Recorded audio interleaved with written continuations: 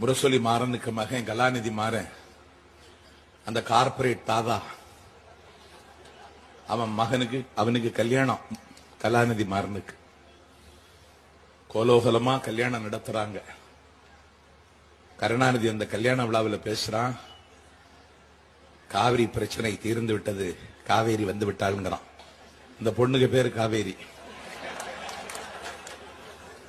அவளுக்கு ஊரு பெங்களூரு.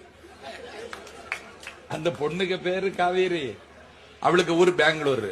கர்நாடகத்திலிருந்து காவேரி வந்து விட்டாள் அப்படிங்கிறான்.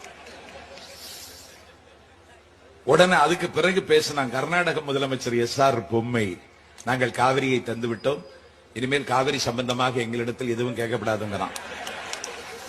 நான் திண்டுக்கல்ல கேட்கிறேன், அந்த காவிரியை நாங்க பாசனத்துக்கு பயன்படுத்த முடியுமா?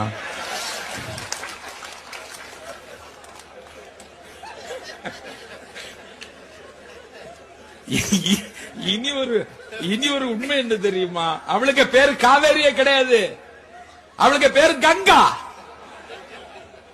கங்கா என்கிற பேரை ஒரு திருமண அழைப்பிதழ வேணுமென்னே காவேரின்னு திருத்தி தமிழ்நாட்டினுடைய உயிர் பிரச்சனையை கொச்சைப்படுத்த குல துரோகி கருணாநிதி திண்டுக்கல்லில் குற்றம் சாட்டுகிறேன்.